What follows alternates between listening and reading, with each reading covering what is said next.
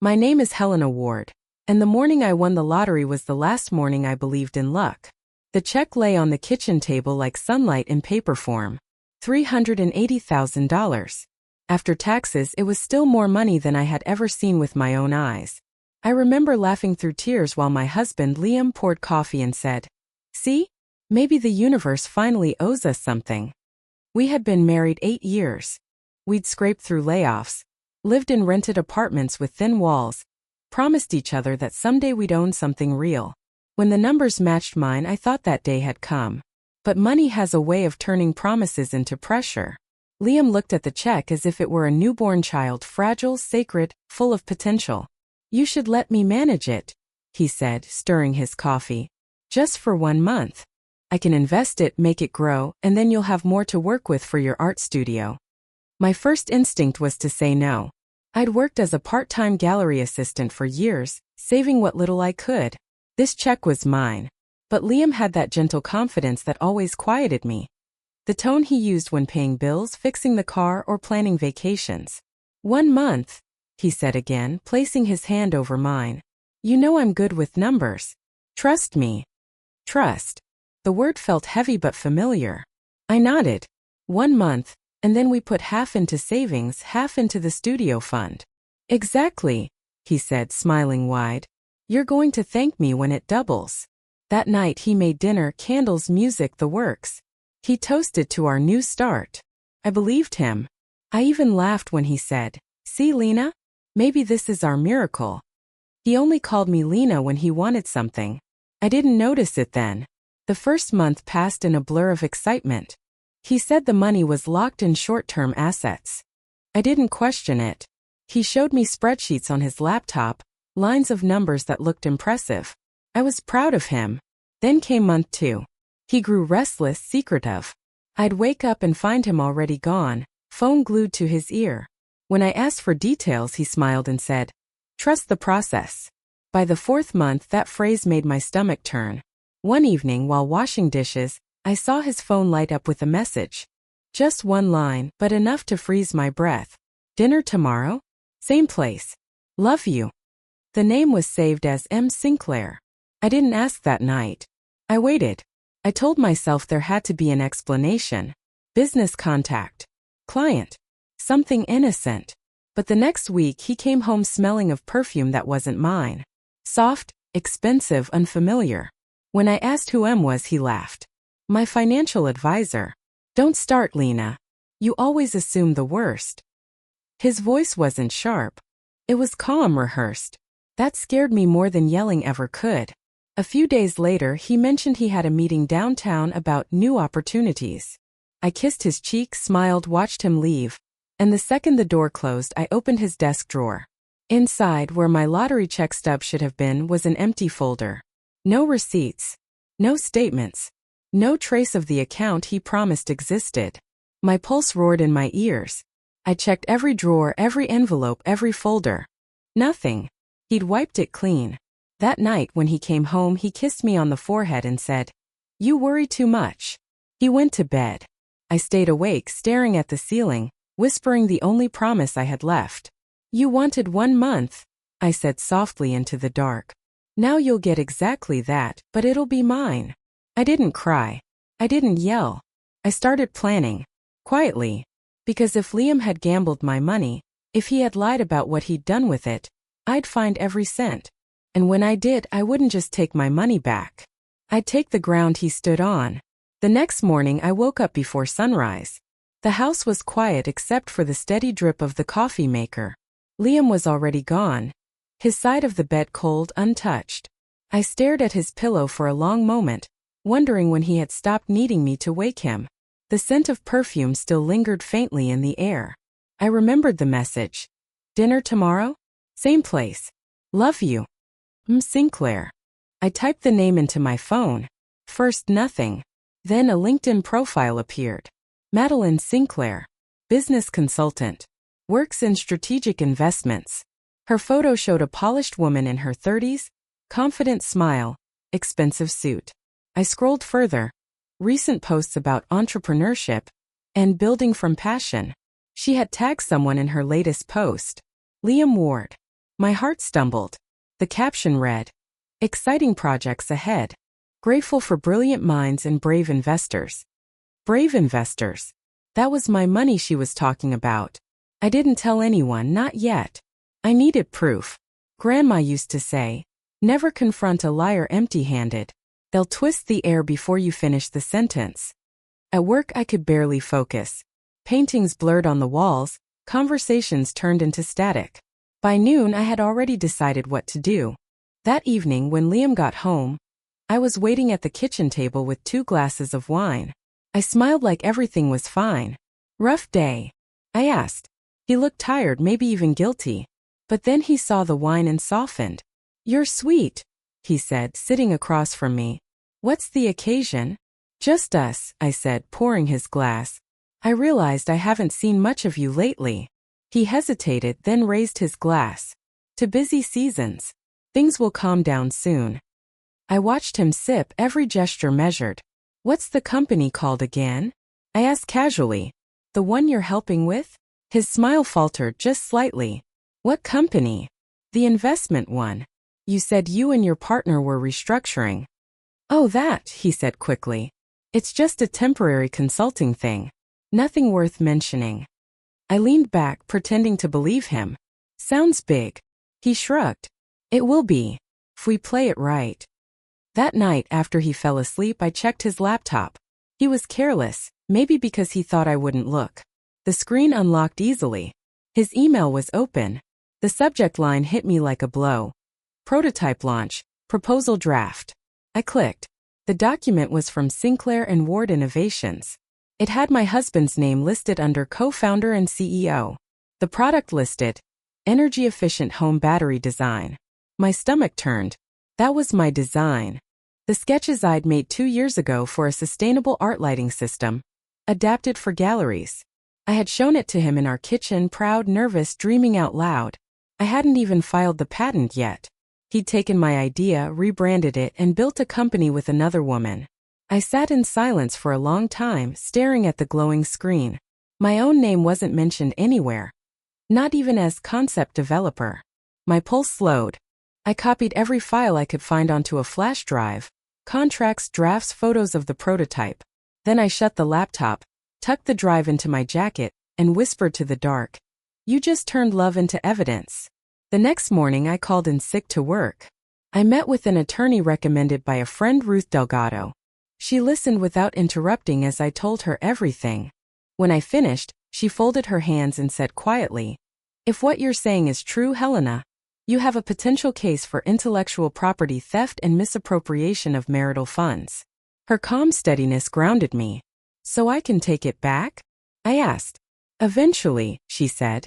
"But we'll need documentation. Proof that your design predated his company." I nodded. "I kept everything. Notebooks, sketches, even prototypes." Her lips curved. "Good. Then we'll start there. But whatever you do, don't confront him yet. Let him believe you're still in the dark." I agreed. I left her office with a folder full of legal steps and a fire I hadn't felt in months. That night, Liam came home humming, a bouquet of white lilies in his hand. "For you," he said, kissing my cheek. "Things are finally moving forward. Soon we'll be set." I smiled. "I'm happy for us." He grinned, not hearing the shift in my voice. Because as he placed those lilies in water, I remembered something my mother used to say, "Lilies are for endings." And I knew his version of forward was about to collapse backward fast. The next few days blurred into strategy and silence. I played my part carefully.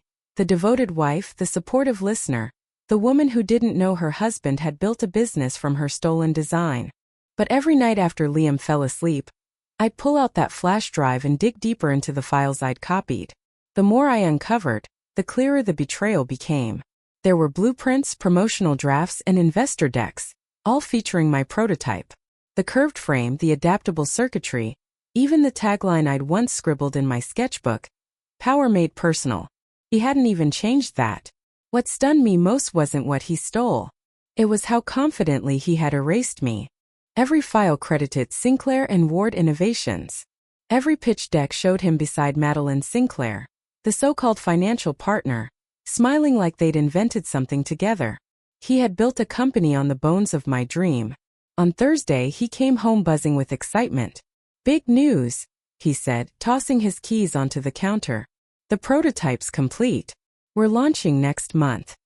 I looked up from my coffee steady. "That's incredible, Liam. What's the launch called?" He hesitated, caught off guard by my calm. "It's a private event. Investors only." Private? Meaning I wasn't invited. I forced a smile. "You must be proud." He exhaled, relieved that I didn't press further. "Yeah. It's taken a lot of work, but it's all coming together." As he spoke, I noticed something flicker in his expression. Pride mixed with guilt. He couldn't look at me for long. When he left for the gym, I called Ruth. "He's launching next month," I told her. "It's the same product. My design." She paused. "Then we'll need to file a provisional patent immediately. Can you prove the design existed before his company?" "I can," I said. "I have dated notebooks and a video from last year showing the working model." "Perfect," she said. "File that." Quietly. "Once it's secured, the next step is to let them reveal everything publicly. Then we strike." That word strike settled in my chest like iron. That weekend, while Liam was working late, I visited the old storage unit where I'd kept my art supplies. The prototype sat inside a dusty box, still intact. I ran my hand across its smooth metal curve. "You're mine," I whispered. "And soon, everyone will know it." When I returned home, the lights were on and his car was gone. My phone buzzed, a notification from social media. Madeline Sinclair had posted a photo.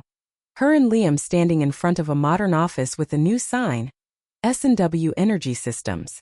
The caption read, "Every dream starts with trust.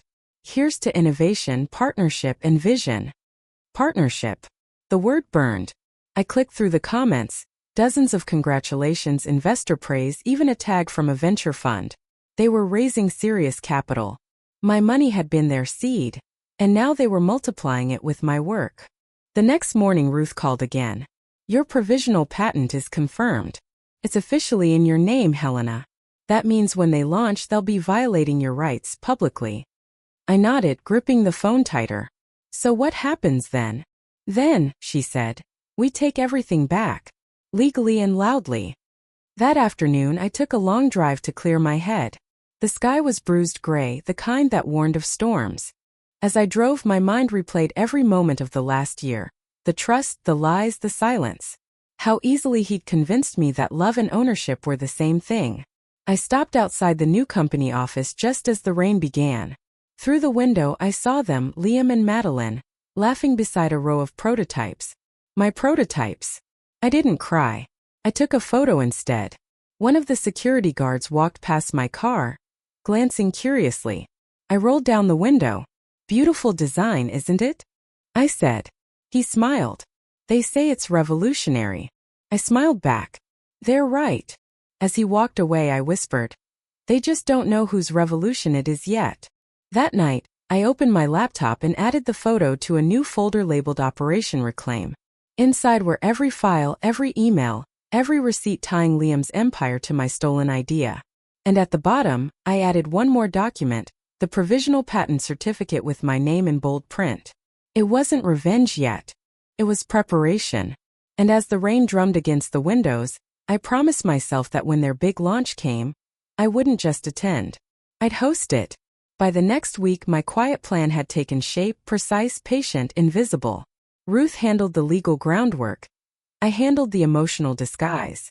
Around Liam, I smiled, cooked dinner, and asked about his consulting work like a wife too naive to notice her husband's empire being built on her ashes. Every time he bragged about potential investors, I nodded and asked small, harmless questions. The trick with liars is to make them comfortable. Once they relax, they tell you everything you need to know. By Thursday, I knew the date of the launch party, the official unveiling of S&W Energy Systems. It would be held at the Marina Grand Hotel, a glass palace by the bay. "Invitation only," he said proudly. "Investors, board members, media, real players. Will I get to meet them someday?" I asked softly. "Of course," he said, smiling. "When the time's right." The time was already right, just not in the way he thought. That evening I met Ruth in her office downtown. She had a talent for cutting through nonsense, blunt, calm, efficient. The kind of woman who'd seen 100 versions of betrayal dressed in expensive suits. "Everything's aligning," she said, sliding a folder across the table. "The patent filing went through clean. No overlaps. You own the intellectual property, design, and concept rights. Once they launch and show your prototype publicly, it becomes evidence of infringement." I flipped through the papers. My name, Helen Award, printed in bold beside the words inventor and patent holder. It felt surreal. Power in black and white. "I still can't believe he thought I wouldn't notice," I said quietly. Ruth smiled without humor. "People like Liam never believe the quiet ones are dangerous." I laughed softly. "Then he's in for a surprise." She leaned back, studying me. "He'll try to spin this as partnership. He might say you contributed ideas but that the design was mutual. Then I'll show them the original sketchbook," I said. "It's dated, signed, and notarized from 2 years ago." "Good," she said. "You'll need one more thing. Someone inside the event who can record the presentation. A witness who's not tied to you." I thought for a moment. I might know someone. Her eyebrow arched. "Someone you trust?" I nodded. "Completely." That someone was Nora, my former college roommate. A journalist who'd built a career covering tech expos and startup scandals. She'd once said, "If anyone ever betrays you, invite me to the aftermath." When I called her, she didn't even hesitate. "You're saying your husband stole your idea, built a company with his mistress, and is about to flaunt it publicly?" "Exactly," I said. She whistled. "You just gave me the best headline I've heard all year. Send me the date and details." "I don't want a tabloid war," I warned. "I want proof, clean, irrefutable proof." She agreed instantly. "You'll get it." For the next week, I lived a double life. By day, I played the doting wife. By night, I built the perfect counterattack.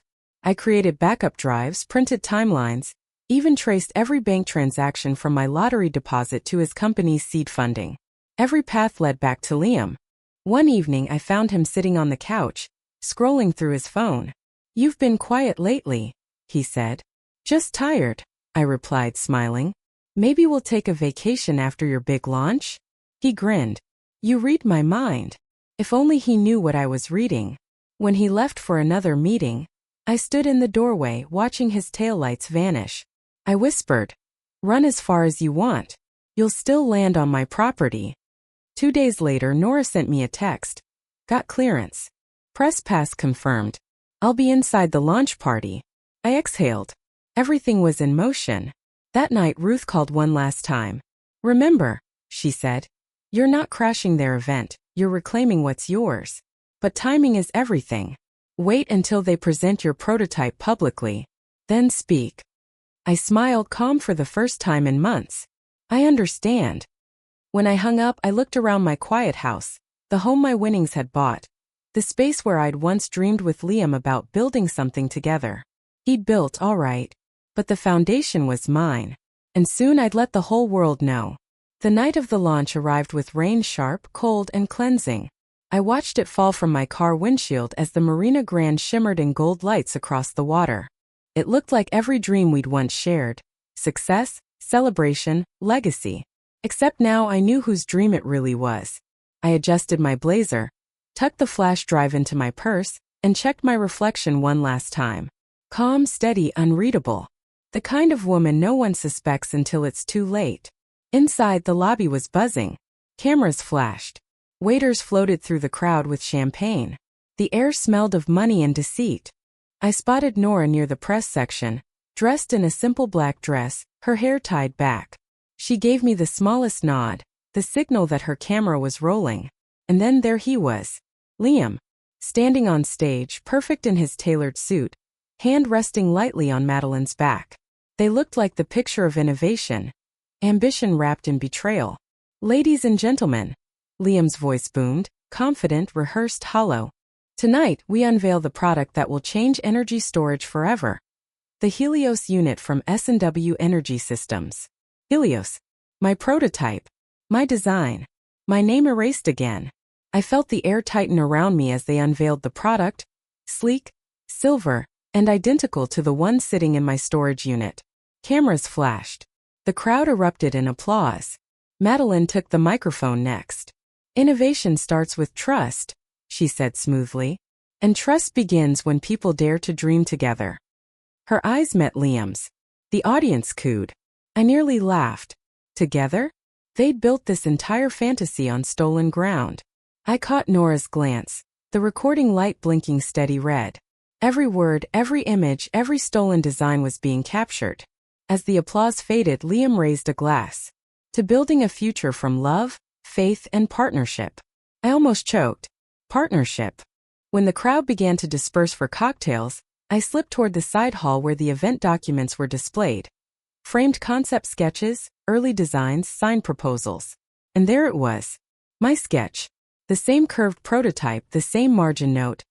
Optimized circuit angle by 2%. Except my signature had been digitally altered to read L. Ward. The audacity took my breath away. Beautiful, isn't it? Madeline's voice came from behind me. I turned slowly. She stood there, radiant and smug. It must feel surreal, seeing your husband achieve something like this. I forced a smile. Surreal is one word for it. She tilted her head. You know, he always said you were supportive. Grounded. Not really the ambitious type. Her tone was syrupy, practiced. I'd met women like her before. Ones who mistook cruelty for sophistication. I leaned in slightly. Funny. I always thought ambition was the ability to create, not to copy. Her smile flickered. Excuse me. Before I could respond, Liam appeared beside her. Helena. You made it. His voice was warm, fake careful. I didn't think you'd come. I wouldn't miss it, I said evenly. It's not every day your husband changes the world. He laughed awkwardly. We'll talk later, okay? Tonight's about the company. I agree, I said softly. It's about who built it. He froze for half a heartbeat, just long enough for me to see the flicker of fear beneath the charm. Then he smiled again, turned back toward the guests, and the performance resumed. By the time dessert was served, I had seen enough. I texted Ruth one word, ready. She replied instantly. Wait for the press Q&A. Then move. The microphone passed through the crowd for final questions. Journalists asked about funding, patents, and environmental sustainability. Liam fielded them like a politician. Then Nora raised her hand. Who holds the patent for the Helios prototype? Liam smiled. Our team, of course. Filed under S&W Energy Systems. Nora didn't blink. And who designed it originally? Collaborative effort, Madeline cut in smoothly. Between our founders. That was my cue. I stood, my voice calm and clear. Then perhaps you should check your paperwork. The room went still. Heads turned. Cameras shifted. Liam blinked. Helena. I stepped closer to the stage, pulling the folded patent certificate from my purse. Because this, I said, holding it up, says otherwise. Gasps rippled through the crowd. Nora's camera zoomed in. Madeline's smile collapsed. Liam's hand dropped from the podium. Patent number 8419, I continued, voice steady. Filed 6 weeks ago. Inventor. Helena Ward. The same design your company is using. The same prototype you just unveiled as your own. Murmurs spread like wildfire. Reporters started whispering, phones flashing with searches. Liam tried to recover. There must be some mistake. There is, I said. You thought I wouldn't protect what's mine. The room exploded with voices. Journalists shouting, investors checking their phones, flashes bursting. And as security stepped closer to the stage, I caught Liam's eye one last time. You said this was built on love and trust, I said softly. Turns out it's built on theft. Rain streaked down my windshield as I parked outside the Marina Grand Hotel. Golden lights reflected across the wet pavement, turning the night into something glossy and unreal. Exactly how Liam liked his illusions. I fixed my blazer, hid the flash drive in my purse, and took one long breath before walking in. Inside, everything sparkled. Cameras flashed. Waiters carried trays of champagne that tasted like other people's success. And there he was. Liam, radiant under the spotlight, arm casually looped around Madeline's waist. They looked like the future of innovation, my innovation. Ladies and gentlemen, Liam's voice boomed. Tonight we unveil the Helios unit, designed to redefine energy storage. Applause thundered. The curtains lifted. And there it stood, my prototype, polished but unchanged. The same rounded casing, the same silver core, the same mark I'd carved with my knife 2 years ago. I spotted Nora near the press barrier, camera light glowing red. Every word was being recorded. Madeline stepped forward, flawless in her designer dress.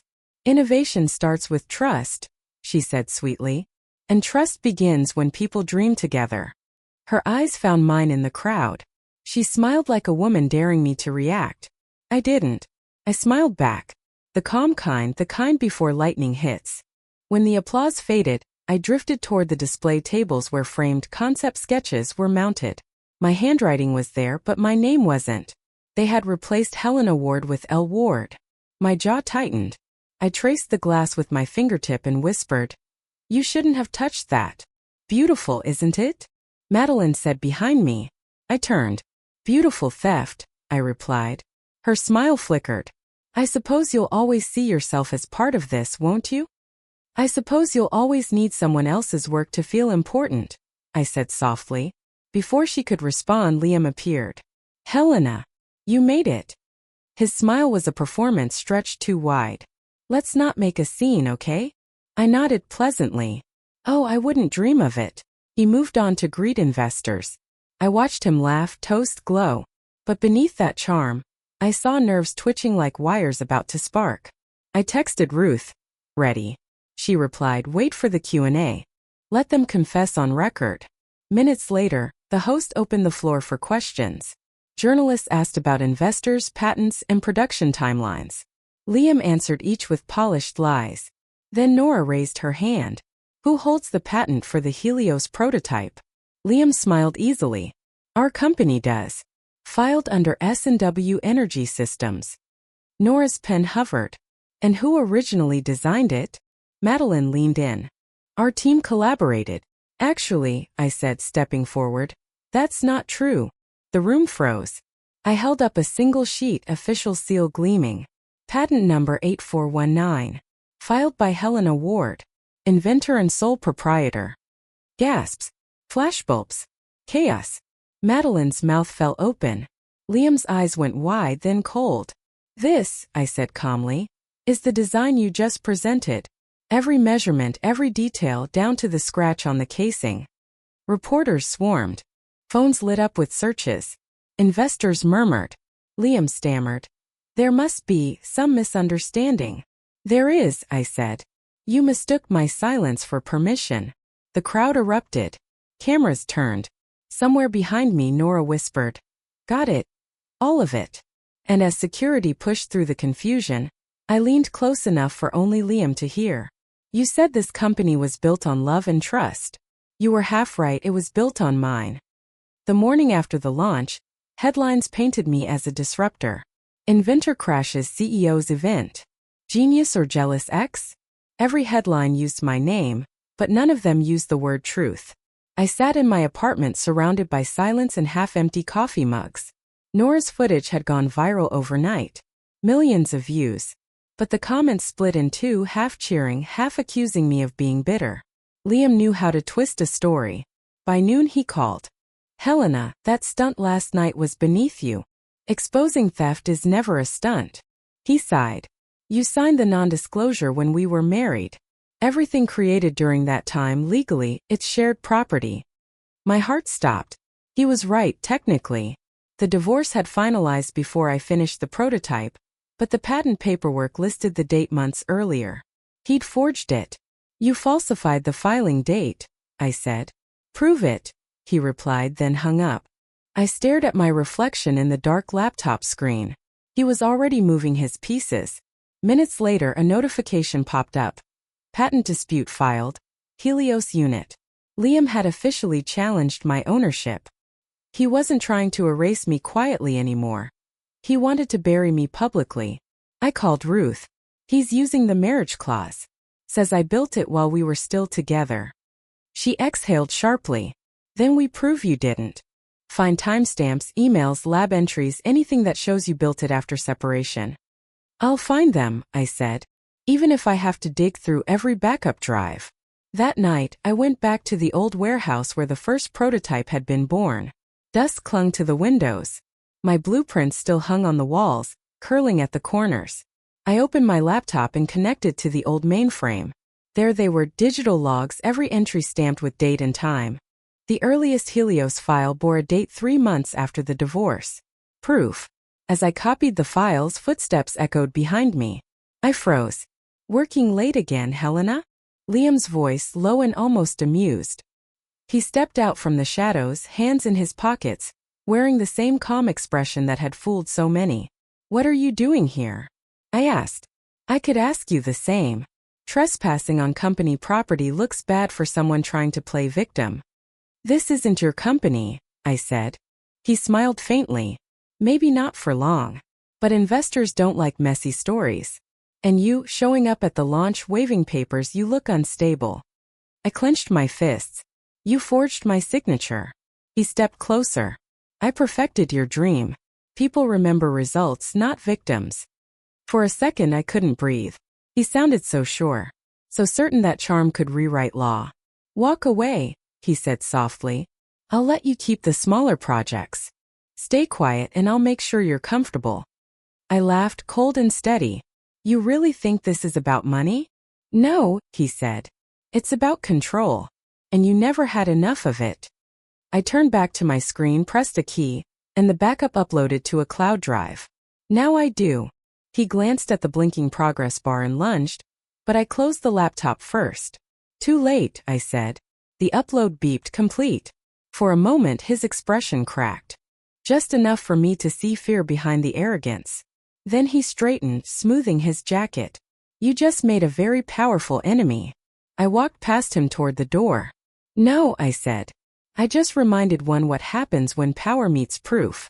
Outside, the rain had started again, soaking the pavement, blurring the city lights. My phone buzzed, a message from Ruth. Court hearing confirmed. 2 days. I looked up at the storm. 2 days to turn evidence into justice. 2 days before Liam tried something worse. The courthouse smelled like old paper and rain. Reporters lined the steps, cameras flashing as I walked past with Ruth at my side. She wore her sharpest suit, calm and steady, while my pulse drummed in my throat. Inside, the courtroom buzzed with whispers. Liam sat at the front with his new counsel, a polished woman with a silver pin and the kind of smile that cost thousands. He didn't look at me, but when the judge entered, I saw the corner of his mouth lift, as if he'd already won. Case number 4720, Carter versus Holt Industries, the clerk announced. Ruth leaned closer. We go last. They'll present their claim first. Liam's lawyer stood and started her performance.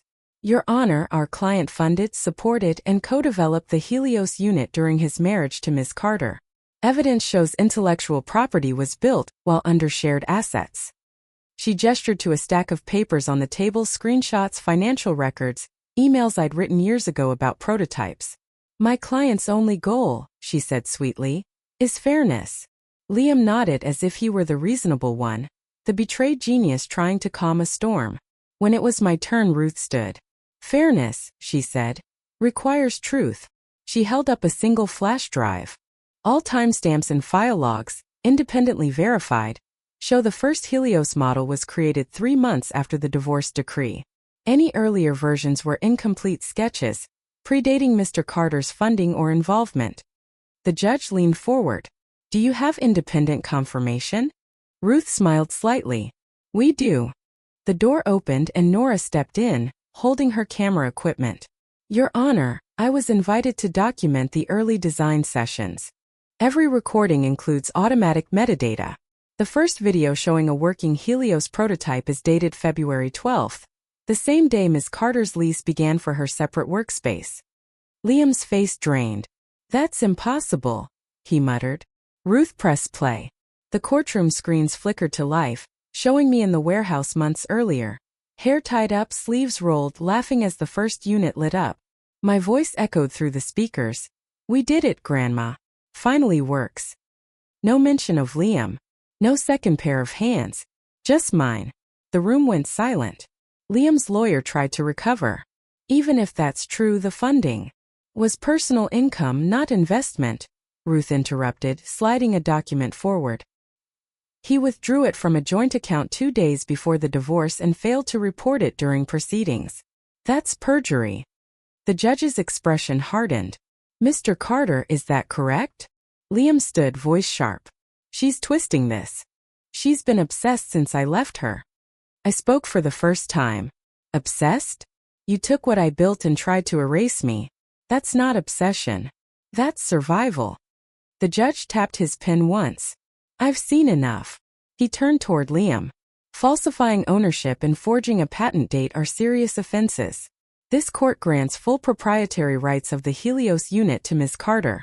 Mr. Carter's filings are dismissed with prejudice.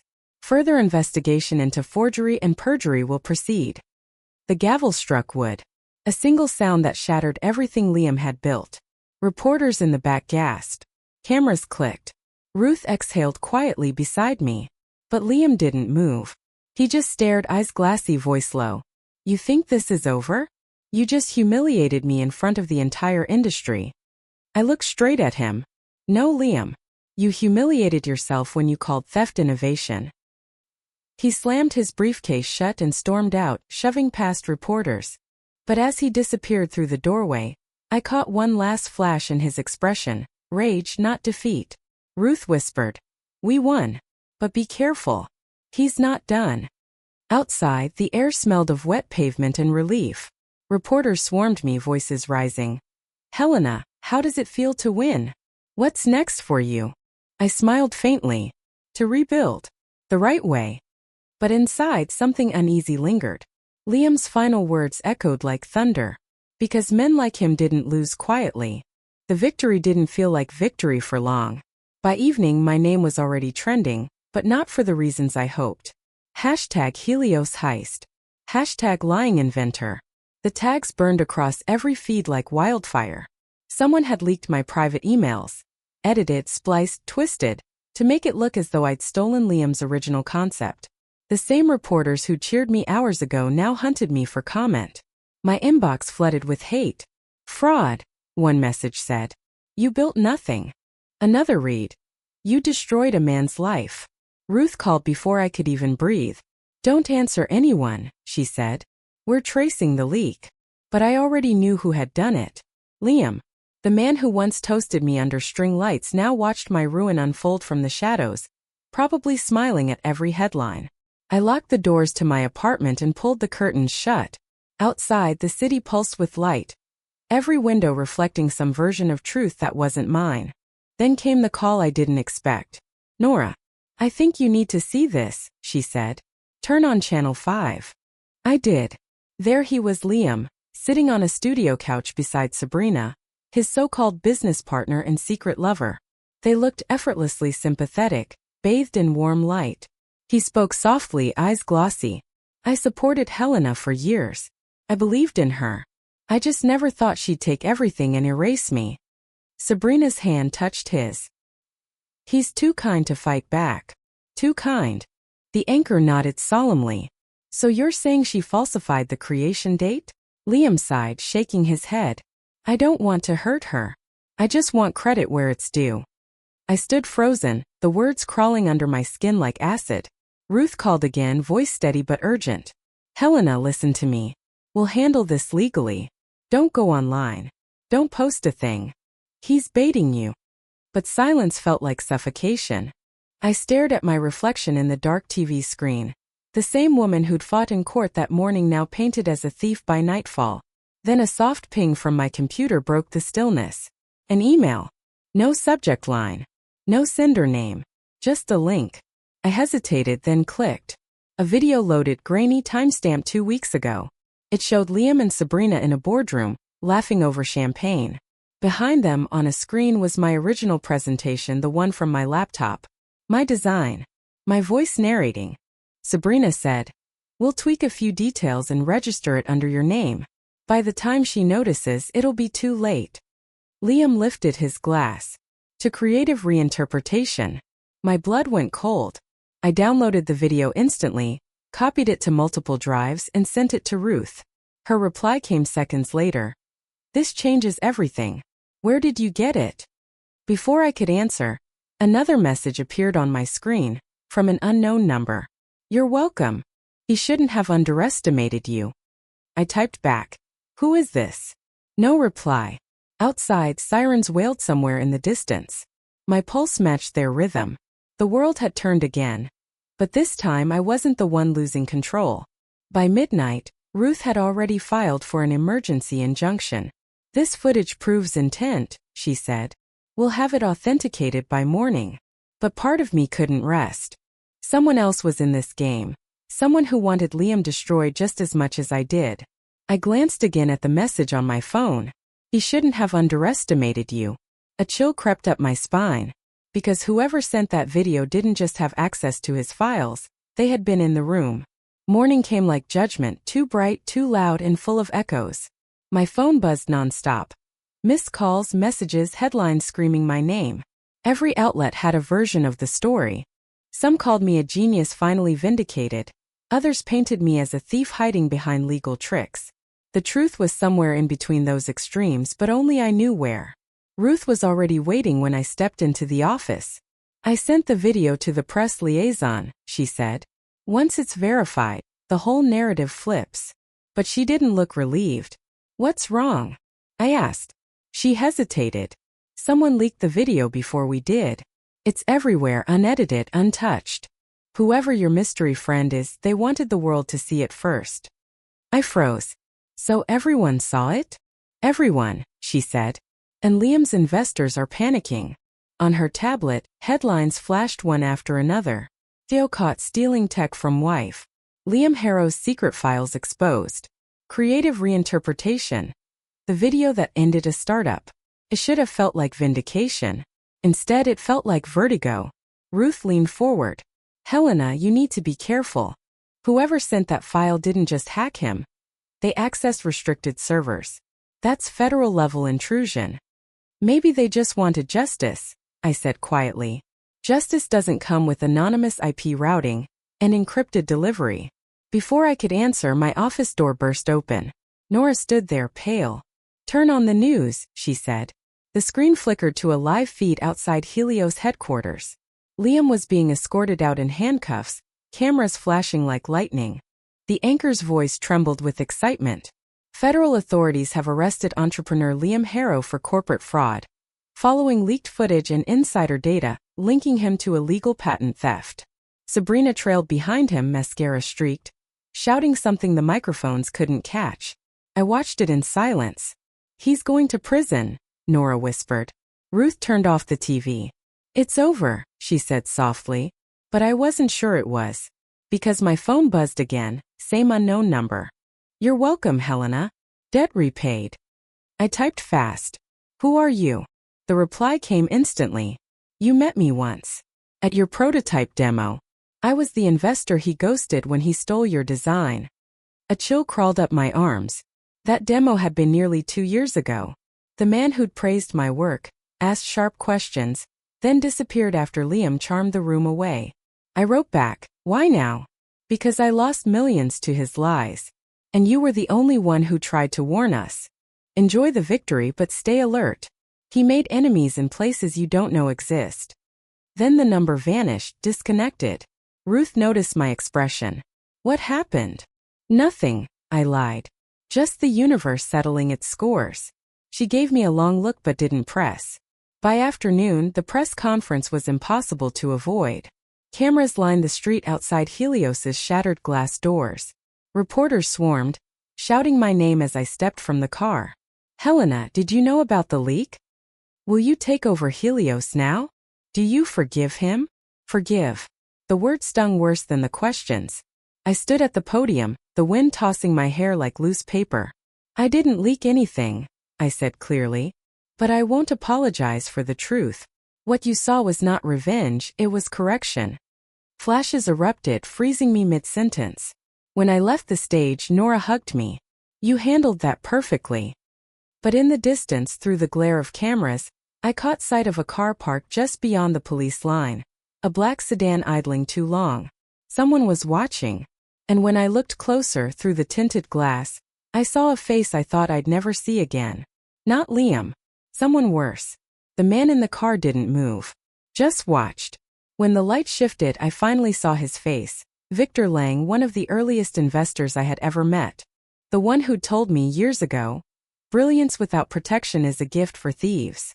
He had offered to buy my prototype outright back then. When I refused, Liam became his next project. Now, as the car rolled slowly past me, he lowered the window just enough to say, "You won the battle, Helena. But the war just lost its favorite player." Then he was gone. I stood there for a long moment, letting the city noise swallow the echo of his words. A chill settled in my chest. Not fear exactly, but recognition. I had been fighting Liam. I hadn't realized I was standing in a web far larger than my marriage. That night, the city looked cleaner than it ever had. Helios's glowing logo had already been stripped from its building, replaced by a simple notice, "Under federal investigation." Justice wasn't poetic, but it was efficient. I walked through my apartment, quiet again, papers stacked neatly on the table. Every piece of evidence that once felt like survival now looked like history. My story was finished. Almost. A news alert blinked across my phone. Liam Harrow pleads guilty, faces 10 years. Sabrina Cooper under investigation. For the first time in a year, I exhaled without shaking. Ruth called. "You saw it." I did. "You can finally rest," she said. "What will you do now?" I looked around my living room. At the sketches on the walls, the prototypes stacked in boxes. "I think I'll start again," I said. "But on my terms this time." There was silence, then a smile in her voice. "Good. Just remember, your silence was never weakness." After we hung up, I opened my laptop and created a new folder. I named it Aurora Systems. No partners. No hidden signatures. Just me. The next week I leased a small studio downtown. Bare walls, bright light, no ghosts. I worked quietly, without announcements, without investors. I built from the bones of what they tried to steal. Each circuit, each note in the code, felt like reclaiming breath I'd lost. Months passed. Then one morning, an email arrived from an address I didn't recognize. Subject: "Ready when you are." Inside was a single attachment, my prototype fully restored, running perfectly on a new server. No signature. Just a single line of text. "Truth deserves to function." I didn't know if it came from Victor, or from someone inside his circle. But it didn't matter. This time I owned everything. A year later, Aurora Systems launched its first product. No grand stage, no velvet curtains, just a quiet live stream, my voice steady as I said, "This isn't about revenge. It's about reclamation." The reviews called it elegant, impossibly human. A program with empathy. Called it closure. The night after launch, I went back to the old Helios building. The lights were dark now, the windows boarded.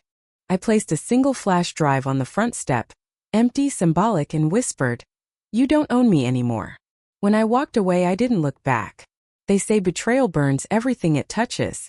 Maybe that's true. But I've learned that ashes make fertile ground. You can grow anything from what they tried to destroy, as long as you plant it yourself. If you've ever trusted someone who turned your dream into their trophy, remember this. You can rebuild what they broke. You can rise quieter, smarter, and stronger than before. Because the most powerful revenge isn't rage. It's ownership. My name is Helena Ward. And when they tried to erase me, I wrote my name in code, permanent, unerasable, mine. So if my story reached you, if it reminded you that no one can steal your worth, stay. Because this isn't the end of revenge. It's the beginning of rebuilding, one truth at a time.